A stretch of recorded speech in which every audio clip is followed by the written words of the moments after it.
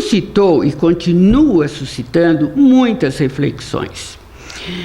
Não só por parte dos historiadores, mas também de intelectuais de diferentes áreas do conhecimento, artistas, jornalistas, políticos, que escreveram e continuam escrevendo, e participaram e continuam participando de debates sobre a conjuntura atual.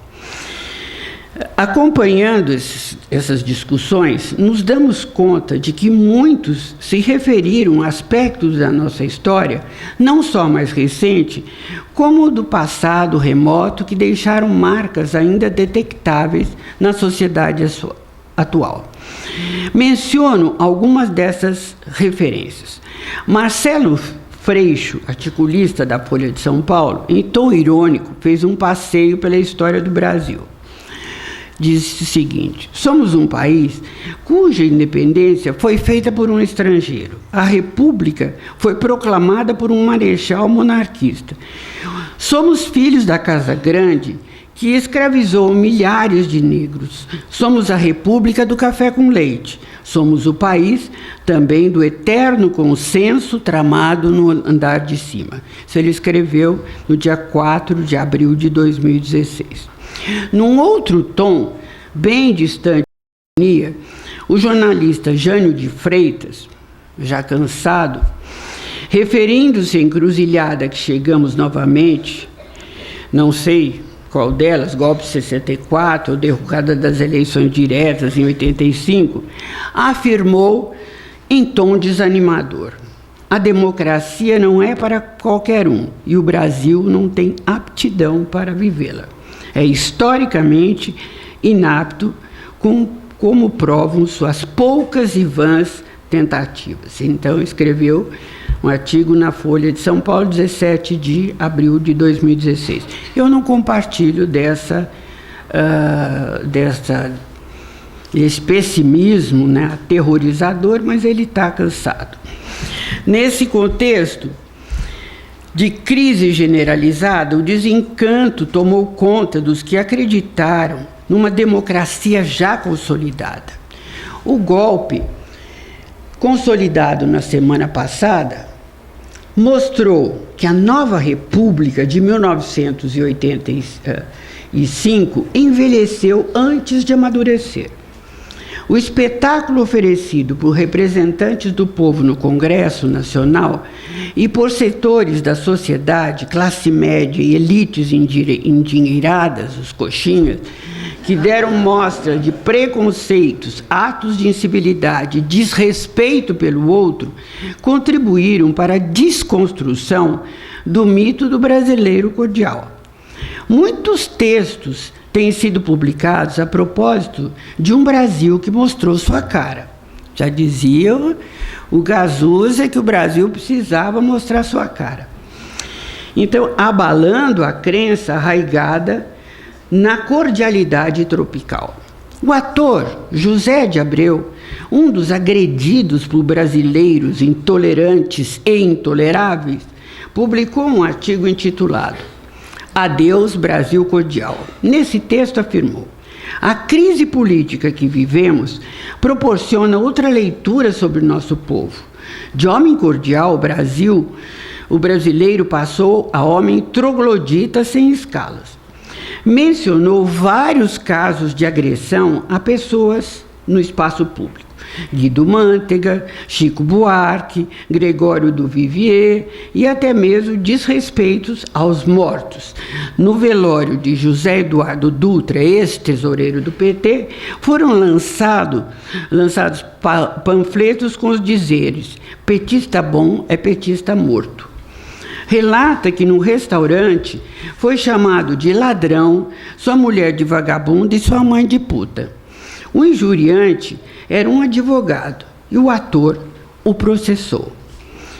Não cabe aqui mencionar atitudes de preconceito em relação a raças, etnias, gênero, sexualidade, porque basta entrar em qualquer das redes sociais para se dar conta do ódio expresso contra o outro, contra o desigual.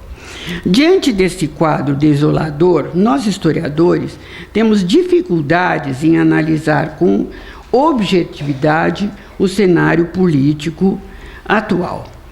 Todos sabemos que o historiador é um homem, uma mulher do seu tempo, né? Que enfrenta dificuldades em separar o seu conhecimento da história de sua própria história. Sobretudo os que, como no meu caso, trabalham com a história do tempo presente e convivem com a memória de uma história recente. Ao estudar a ditadura brasileira, confesso que o desafio é muito grande, pois, como digo aos meus alunos, já me sinto fonte histórica desse período. Então, mistura tudo, né? Fonte, memória, então. Como não lembrar da decepção com a derrota do movimento das diretas já, da eleição de Tancredo Neves, seguida de sua agonia e morte no dia 21 de abril. E como se não bastasse ele ter feito essa sacanagem com a gente, quem assume o poder, José Sarney, o coronel do Maranhão. Essas memórias são perturbadoras, sobretudo em tempos de crise política. História para quem? A pergunta me parece simples. Num primeiro impulso eu diria, história para todos, pois eu considero infeliz quem não tem possibilidade ou interesse de conhecer sua própria história.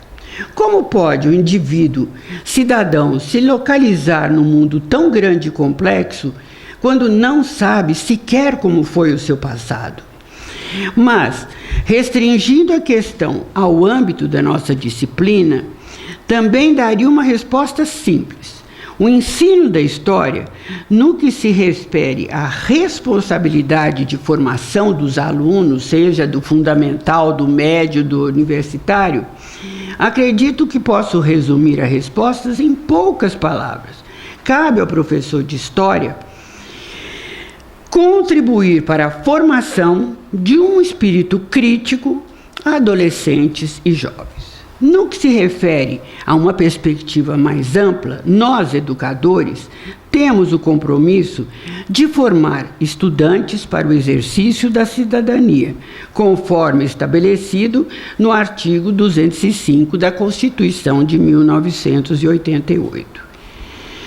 Quanto à minha vida pessoal, confesso que nesse momento de crise, a história me fortalece para enfrentar os desafios. Nossa disciplina, como já disse antes, não é a mestra da vida, mas o conhecimento do passado nos ensina que os tempos mudam e as crises duram o tempo que tem de durar. Sugiro, portanto, aos alunos e colegas aqui presentes que sejamos pacientes. A crise passa.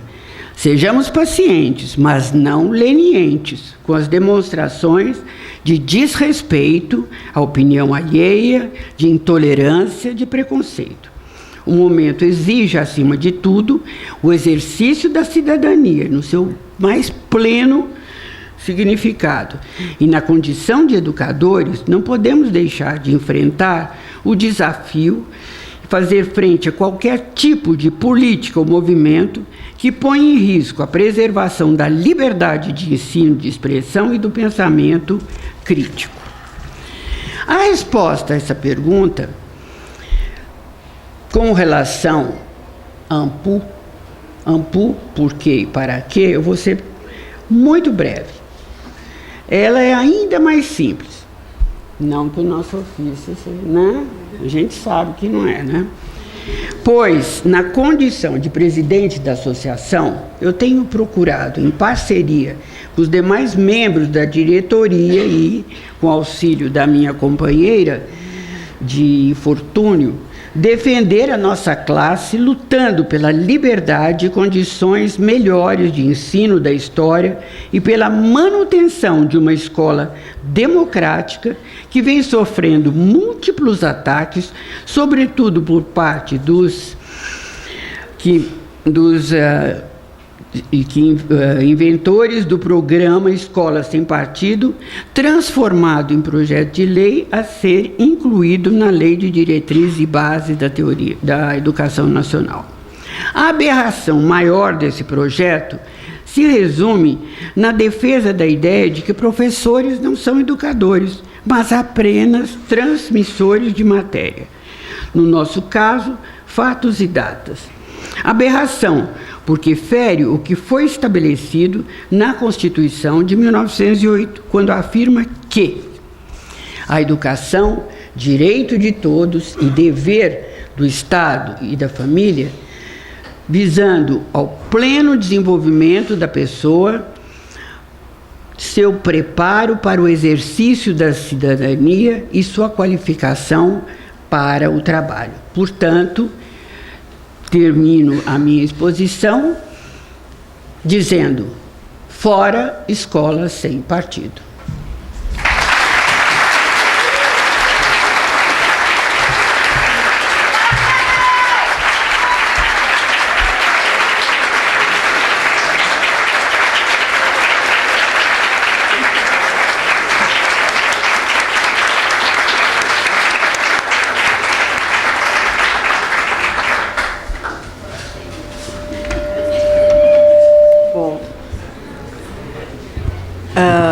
Depois das palavras da historiadora, né, de uma historiadora,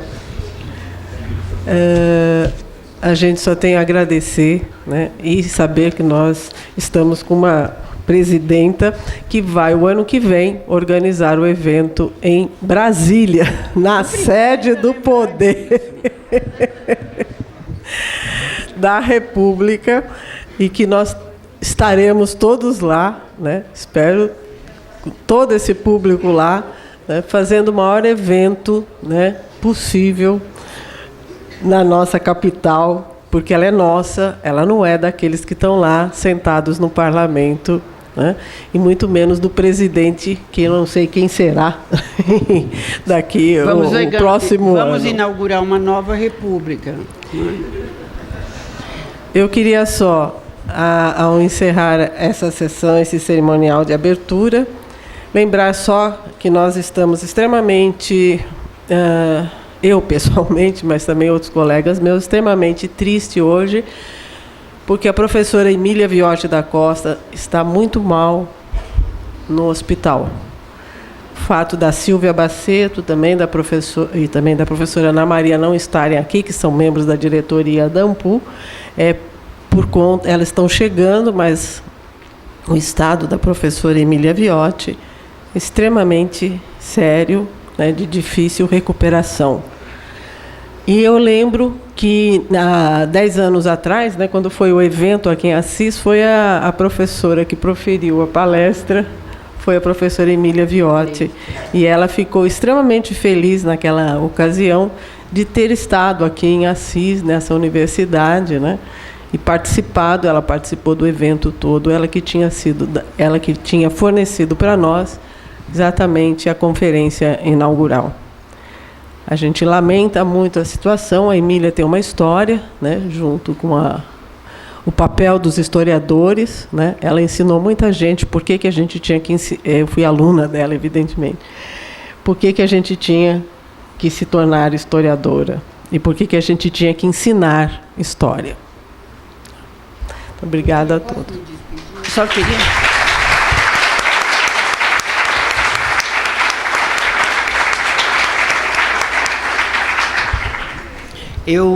na minha fala inicial, eu esqueci de fazer um agradecimento especial, que eu sempre gosto de fazer, aos monitores, a todos que trabalham nos bastidores, para promoverem um encontro, porque só quem organiza sabe que sem eles nós não somos nada.